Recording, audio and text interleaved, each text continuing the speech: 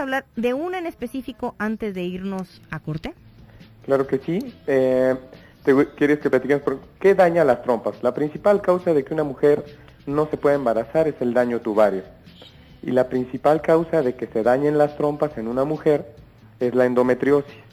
Y la endometriosis, por definición, es que haya tejido endometrial no solamente adentro del útero, donde normalmente tiene que estar, sino que por alguna razón existe tejido endometrial cercano a las trompas, en el ovario, cerca del útero. Dame un segundito, Ever, Sí, claro. porque ahí donde vas nos vamos a quedar para Perfecto. irnos a un corte y regresar en unos segundos. Muy bien.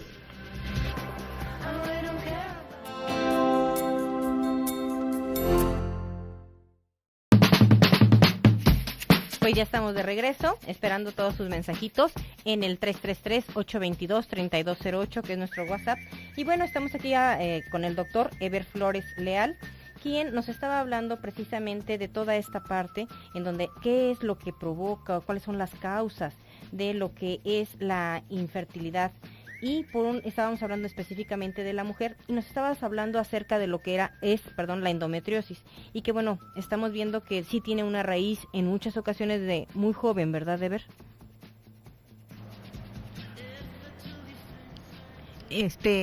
Ever. ¿Sí? ¿Sí? ¿Sí me escuchas? Sí, bien. Ok, entonces ahora sí, te decía yo que sí, que estábamos hablando de lo que es la endometriosis y si las causas que tenían eran precisamente muchas veces de lo que es la juventud, la adolescencia. Así es no precisamente que se generen, sino que se expresan en la juventud, así es. Y en el caso de la endometriosis, el signo más patognomónico o el signo más clave para sospechar de endometriosis es que las jovencitas tienen mucho dolor en sus días menstruales. Cólicos. Mucho cólicos fuertes que en ocasiones ni con medicamento logran incorporarse para realizar sus actividades. Ese es el primer signo de alerta para sospechar en endometriosis. Y aquí hablamos de que esta parte de la endometriosis, hasta donde yo sé, es precisamente que la menstruación, que en otra forma, el sangrado que se tiene, se va quedando adheriendo como a la parte de lo que es el útero.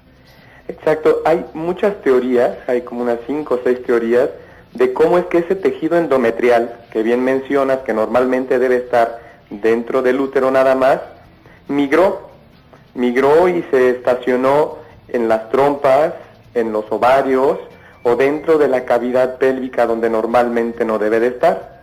Entonces, cuando viene el ciclo menstrual y toca que ese endometrio salga como menstruación, el que está dentro del útero sale, pero el tejido endometrial que está dentro de la cavidad pélvica se descama, hay un sangrado y no sale, y genera que esa sangre se acumule en la cavidad pélvica sin salida y genere dolor. Que estamos hablando de que se puede pegar, cuando hablamos de la parte pélvica, de todos los órganos que están alrededor de lo que sería la matriz. Muy ¿sí? bien, un efecto secundario así es de tener cada mes sangre y tejido endometrial dentro de la cavidad pélvica es que el intestino, por ejemplo, haga adherencias, es decir, se pegue al útero, que las trompas se peguen entre sí y se obstruyan, que los ovarios hagan quistes endometriósicos o se peguen al intestino o a las paredes pélvicas. O sea, qué peligroso, ¿no? Sí, así es, la endometriosis hay quienes la comparan con un comportamiento similar a algunos tipos de cáncer, porque a veces se comporta muy agresiva, en etapas muy avanzadas, ese tejido endometriósico invade a veces hasta el intestino o espacios pélvicos muy difíciles para tratar. Así es. Y bien, y si hablamos, más al ratito en el siguiente corte vamos a hablar sobre los tratamientos en cada una de ellas. Si quieres nos vamos con lo que decías tú, lo que es la pélvico inflamatoria. ¿Qué es esta parte? Esa es la segunda causa por la cual se pueden dañar las trompas, taparse o obstruirse, la enfermedad pélvica inflamatoria. Generalmente, un ejercicio inadecuado de la sexualidad con múltiples contactos sin protección puede generar que las mujeres tengan algunas infecciones del tracto genital y muchas de ellas son subclínicas, quiere decir que no les dan muchos síntomas, pero sí generan una inflamación importante del útero y de sus anexos, es decir, el útero y las trompas. Entonces, ¿aquí qué les recomendaríamos ahorita? Desafortunadamente, como estamos viviendo en un momento en que las chicas están iniciando a tener relaciones sexuales no solamente con uno o dos parejas, sino con múltiples parejas. ¿Qué les recomendarías tú ahí, Eber? Claro, el ejercicio de la sexualidad, la edad y el número de parejas lo decide cada quien de una manera libre. Lo más importante, como bien dices, es sus chequeos ginecológicos cada año por lo menos, y principalmente cuando se tiene ejercicio de la sexualidad con más de una pareja, el uso de métodos de prevención de infecciones de transmisión sexual. En este caso, el uso del condón podría ser un método altamente efectivo. Y aquí hablaríamos de que en el caso de las chicas que inician su vida sexual a muy corta edad, ¿a partir de cuándo tendríamos que hablar de que acudieran? Nosotros se los decimos, claro, en cada una de las pláticas, pero creo que es importante que se los digas tú como médico.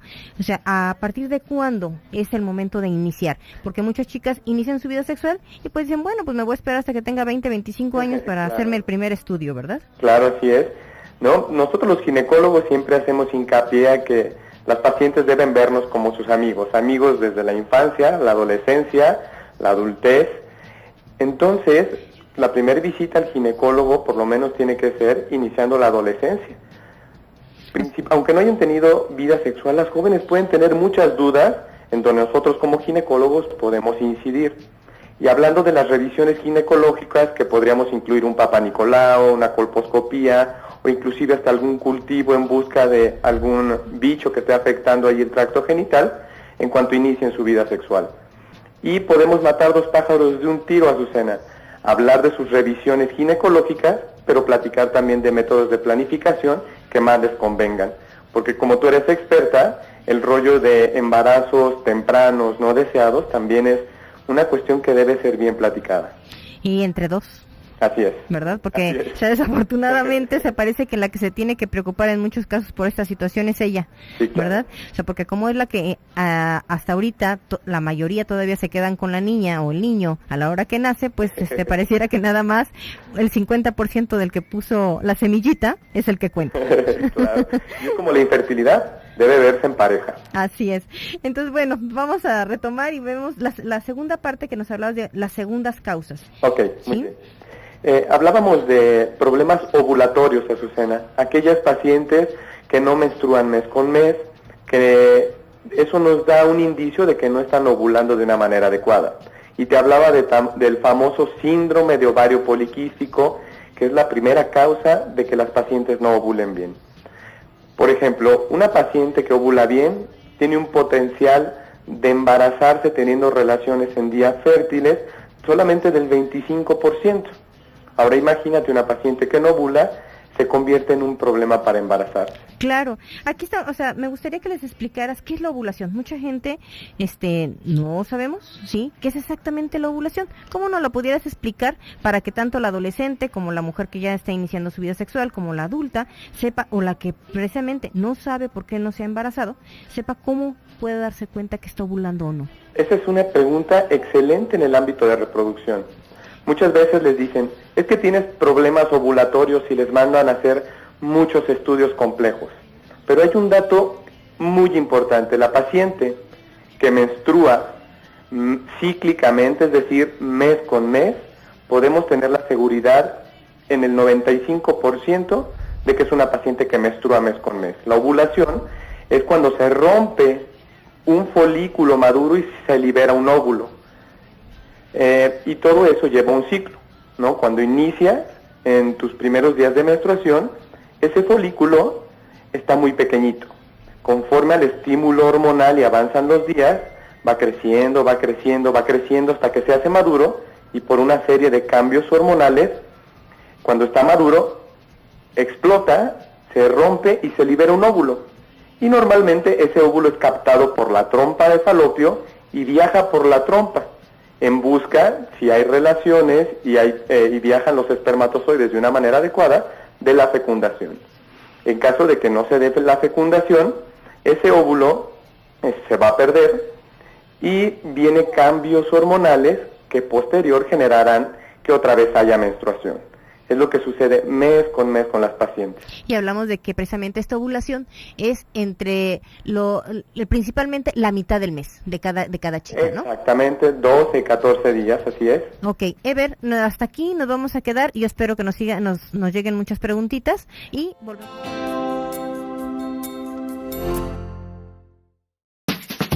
Estamos aquí de regreso en nuestro programa Radio Mujer en el 1040 de AM. Nos da como siempre muchísimo gusto que nos estén aquí escuchando con nuestro tema del día de hoy, infertilidad femenina. Y pues bueno, ya hablamos un poquito con el doctor Eber Flores, que es un tema increíblemente amplio, pero en forma resumida hemos comentado sobre todas algunas de las causas que originan el que una mujer no pueda llegar a ser mamá. Igualmente que por consecuencia el hombre no pueda llegar a ser papá. Y a mí me gustaría preguntarle a Eber sobre los efectos que produce el que no puedan embarazarse la pareja. Muy bien, los principales, Azucena, las cuestiones de convivencia y las cuestiones psicológicas, más por las características de nuestra sociedad. La mayoría de nuestras parejas nos expresan que entran a un círculo donde llegan y todos sus amigos, sus familias, tienen bebés, y la pregunta de siempre, ¿no? ¿Para cuándo? Incómoda, ¿no? ¿Para cuándo? ¿Y ustedes para cuándo, no? Claro. Es como que socialmente les genera un problema de encajar en ciertos círculos aún familiares, y dos, el tema del deseo de ser padres y no poderlo hacer como pareja. O sea, la presión social siempre es muy fuerte. Sí, innegablemente creo que es de las principales causas por las cuales las parejas acuden a una orientación de reproducción humana. Tan fácil que pudiera ser que tuviéramos la amplitud de criterio de poder decir, en este momento estamos en un tratamiento o iniciaremos un tratamiento, y que también los que hacemos las preguntas tuviéramos la capacidad de también darnos cuenta cuándo es factible o no, y no hacemos daño a otro ser humano, ¿no? Claro, la prudencia en cuanto a los temas de salud personales y es una cuestión interesante, Azucena. Y aquí, como mujer, como hombre, ¿qué tanto les afecta? Si hay estadísticas o algo que nos pudieras decir de cómo es la consecuencia de darme cuenta, no puedo ser mamá, no puede ser mi pareja mamá, y entonces pues también como hombre me afecta. No, claro, hay muchos estudios del ámbito social, emocional, tan así que la Organización Mundial de la Salud tuvo a bien modificar, y el término infertilidad, para empezar, lo metió dentro del catálogo de enfermedades, razón por la cual el sistema de salud ahora está obligado a dar atención a las parejas con infertilidad, por todo lo que genera. Y fíjate, en muchísimos, yo trabajé para gobierno muchos años, y aquí vamos a hablar de esta parte, y recuerdo que el seguro que se tiene en la parte gubernamental precisamente no abarca esta prestación. O sea, hay seguros como que están muy limitados y ya entra como una especialidad, ¿qué diría? ¿Especializante? Ajá, o tratamientos de alta complejidad muy especializados que, como bien lo dices, no son prioridad de los sistemas públicos de salud, porque se concibe que la reproducción asistida y todo el tema de infertilidad y su tratamiento es un lujo más que una necesidad, porque creen que no genera ningún daño, pero la OMS lo dejó muy claro, entra al catálogo como enfermedad.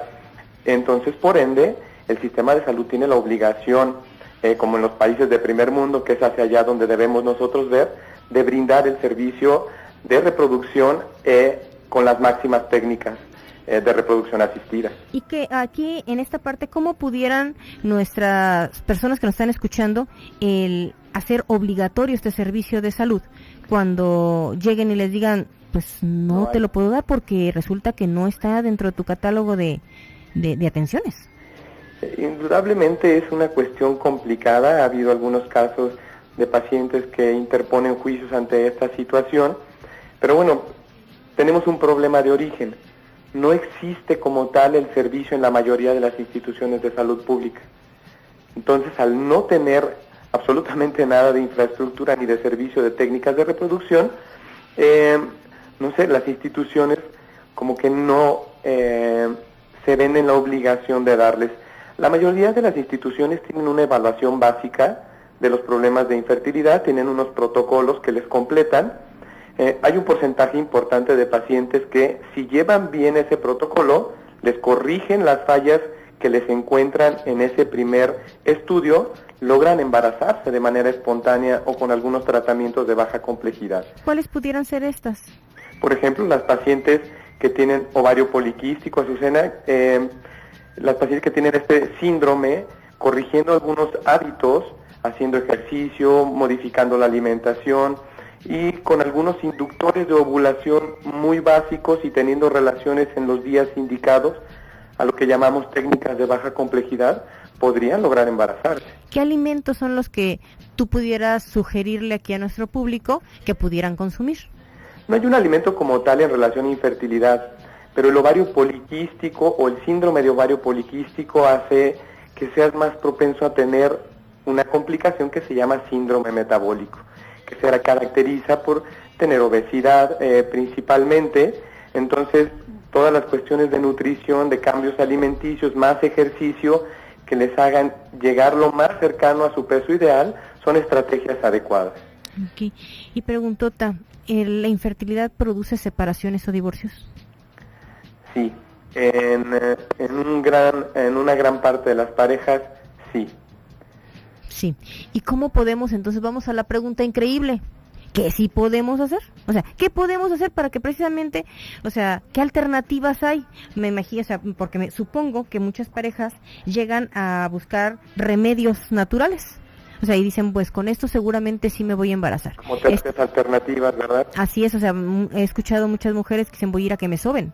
Claro. O sea, y que con eso seguramente me voy a embarazar. Algunas otras toman algún otro tipo de alternativas. ¿Tú qué opinas de todo eso? Ese es un punto muy, muy importante. La mayoría de las pacientes que llegan a nuestra consulta de reproducción tienen por lo menos 3 o 4 años queriéndose embarazar sin poder. Y han visitado muchos médicos de toda índole, inclusive muchos ginecólogos han intentado mucho tipo de tratamiento, pero que sí, la mayoría de esos tratamientos no van encaminados al objetivo, a lograr un embarazo. Yeah. En cuanto a la medicina alternativa, no hay ninguna evidencia científica que sustente que les pueda ayudar a concebir más rápido, de manera concreta. Y alternativas para poderse embarazar tenemos muchas, dependiendo de las causas. Pero la mayoría involucran estimulación de los ovarios, preparación del semen del esposo, inseminaciones intrauterinas, hasta llegar a las más altas técnicas de reproducción asistida o de más complejidad, como es la fertilización in vitro, la inyección de espermas en los óvulos. Eber, antes de que continúes, me gustaría que cada una de ellas, si podemos, explicarlas de una manera más específica para que más o menos conozcamos cuál es el tratamiento. Pero antes de que nos vayamos a esa parte, quiero decirte que tenemos una llamada de la señora Sandra, quien primeramente te agradece la valiosa información que estás proporcionando, y ella te pregunta que qué consecuencias tiene el virus del papiloma humano para embarazarse.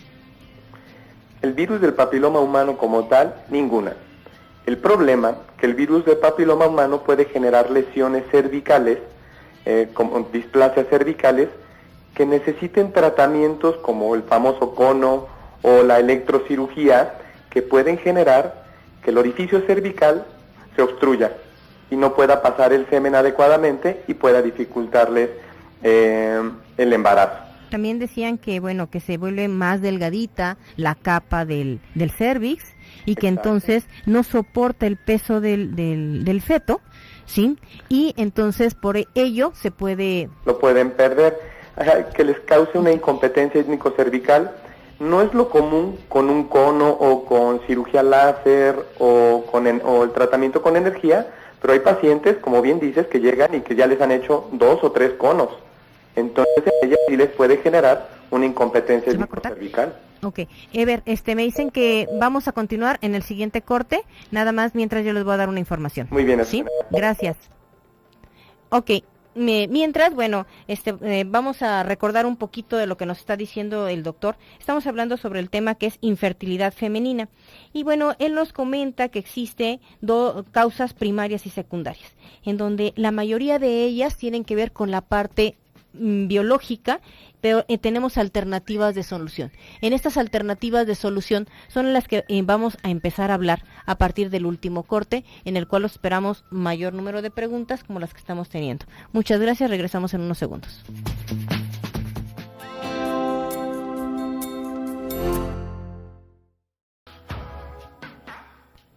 Pues ya estamos aquí de regreso en nuestro programa Más de Uno, con el doctor Eber Flores. Bueno, primeramente, antes que nada, quiero decirles que me da muchísimo gusto que tengamos en la línea al doctor Eber y que, bueno, de alguna manera lo pueda yo sentir tan cerquita, y dejen decirles por qué. Eber es mi primo, entonces pues yo lo quiero muchísimo, o sea, nos conocemos desde muy niños, pues obviamente, ¿verdad? Y pues es una emoción escucharlo hoy como profesionista, hablando de toda esta temática desde la Ciudad de México, porque dejen decirles que el programa, como ustedes saben, es en vivo aquí en Guadalajara, en México, y él está en el DF, de donde nos está haciendo el favorzote de informarnos sobre todo esta temática que es la infertilidad femenina. Por ello, pues muchísimas gracias, Eber, por estar aquí con nosotros. No, al contrario, Susana, también un abrazo con mucho afecto, y ya sabes, el gran cariño que te tengo. También me da mucho gusto compartir este espacio. Ok, Eber, tenemos otra pregunta.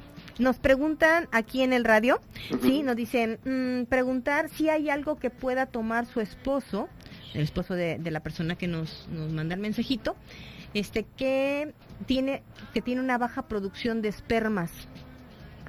Sí, la evaluación del factor masculino, sí hay varios medicamentos que nos pueden ayudar, pero se necesita evaluar a la persona de frente. No es como comentarles, todos tomen esto y les va a funcionar.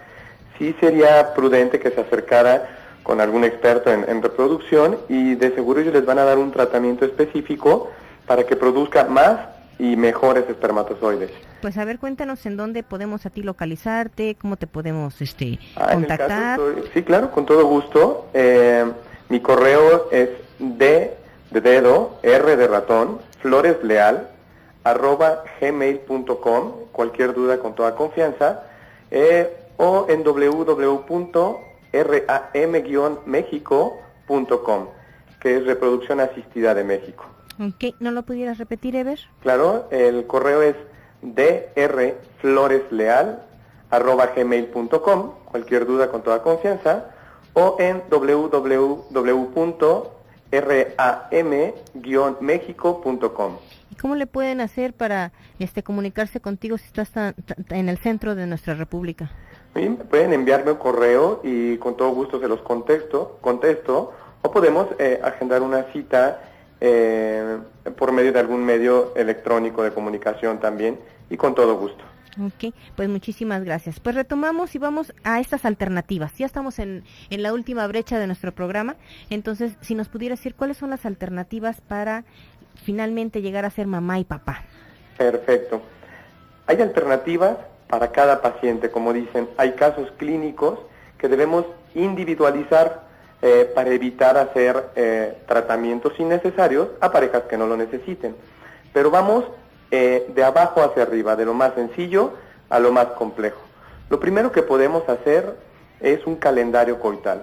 Aquellas parejas que tienen la muestra de semen normal, en cantidad, en morfología y en calidad, y que la mujer ovula mes con mes, tiene sus trompas permeables y su útero normal, podemos intentar orientándolos que tengan relaciones sexuales o coitos programados en los días de ovulación. ¿No es muy complicado esta parte de, híjole, me toca hoy a las 12 del día y córrele? No es por minutos, sino por días, ASU, precisamente. Entonces tienen la obligación de hacer la tarea, como coloquialmente lo llamamos, en 2 o 3 días. Definimos los días de ovulación acorde a cómo se ha comportado el ciclo o los ciclos previos de nuestra paciente. ¿Qué posibilidades reales hay de que una mujer, o qué porcentaje hay, de que una mujer que no ha podido durante un tiempo llegar a embarazarse, lo logre? Las tasas de embarazo en coito programado son bajas por mes, más o menos el 15%, pero lo interesante de esto es que esas pacientes o esas parejas que tienen todo su protocolo normal, si lo intentan por 6 meses, su tasa de embarazo se hace acumulada, y pueden llegar a tener hasta el 20-25% de probabilidad. Que ya es un buen porcentaje, iniciando con el concepto de, híjole, no voy a ser mamá o papá. Exactamente. ¿Verdad? ¿Y las parte quirúrgica, existe alguna que sea quirúrgica o alguna otra alternativa? No, la siguiente escala, en caso de que no logre embarazo, se llama inseminación intrauterina, en donde ya el protocolo es un poquito distinto. Nosotros damos un medicamento para estimular los ovarios, no para tener solamente un folículo en los días fértiles, sino con el objetivo de tener 2 o 3. Y le hacemos una preparación especial al semen del esposo, capacitándolo, es decir, obteniendo el mejor semen. Okay. Nosotros inducimos la ovulación y nosotros mismos, en un horario ahora sí muy determinado, introducimos el mejor semen del esposo cuando nosotros generamos la ovulación de manera precisa. ¿Y es lo mismo para una mujer que tiene 25 que una que tiene 45? Esa es una muy buena pregunta. La infertilidad, en el caso de las mujeres, depende mucho de la edad. La reserva de los ovarios en una mujer depende mucho de los años. Por ejemplo, se ha visto que la tasa de embarazo en una mujer con todo su escenario normal disminuye después de los 35 años. Después de los 37 vuelve a bajar otro escalón muy importante, haciendo más complicado que puedan embarazarse de una manera espontánea, y después de los 42 años es todavía mucho más complicado, cercano al suelo, que una mujer de manera espontánea se embarace. La edad es importante. Entonces, aquí hablamos, por eso precisamente todo el sector salud habla de que los embarazos deben de ser entre los 25 y los 35 principalmente, porque es la edad en que tanto física como psicológicamente estás preparado para ser mamá o papá. Mira, yo como reproductólogo te diría que ese es un concepto muy tradicional. Okay. Actualmente existen condiciones sociales que generan que las mujeres estén posponiendo la edad de maternidad, ¿sí? Por todas las cuestiones académicas. A mí me da mucho gusto ver que muchas de mis pacientes estén haciendo posgrados, muchas como de mis compañeras, pero desafortunadamente la edad en los ovarios no respeta. De decirle, oye, espérate poquito porque voy a hacer una maestría, un doctorado, desafortunadamente no es así. Entonces estamos entrando a una nueva época social en donde la mujer decide embarazarse más tardíamente, pero por lo que platicábamos que la reserva ovárica disminuye con la edad, les está costando más trabajo. Ever, tenemos 45 segundos para que nos digas las últimas recomendaciones que les darías a nuestras personas, a nuestros escuchas, que pudiera ser alternativas para evitar esta infertilidad. Y decirte que Elena Leal te manda saludos desde Estados Unidos. Muchísimas gracias. También le mando un besote. Es importante que los hábitos generales traten de estar en su peso y traten de planificar muy bien la edad en que quieren tener su primer embarazo. Número 2, si ya tienen más de un año teniendo relaciones sexuales continuas y no han logrado un embarazo, no tarden en acudir con un especialista en reproducción, que les complete muy bien su protocolo y que cuanto antes les esté ofreciendo tratamientos oportunos para que puedan lograr un embarazo y no tengan ese peregrinar y que al final de cuentas les cueste tiempo, dinero y que son cosas que no les servirían mucho para poder embarazarse. Así es. Pues Ever, la verdad te agradecemos muchísimo el que hayas estado con nosotros. Esperamos que en otra ocasión puedas acompañarnos para que precisamente podamos tener a todos informados y a todas informadas sobre la importancia que tiene la maternidad y la paternidad y lograr este objetivo. Claro que sí, Azucena, estamos a tus órdenes. Me da mucho gusto saludarte y un abrazo a tu auditorio. Gracias igualmente. Nos seguimos escuchando el próximo lunes como todos los días y que tengan un excelente fin de semana. Muy buenas noches.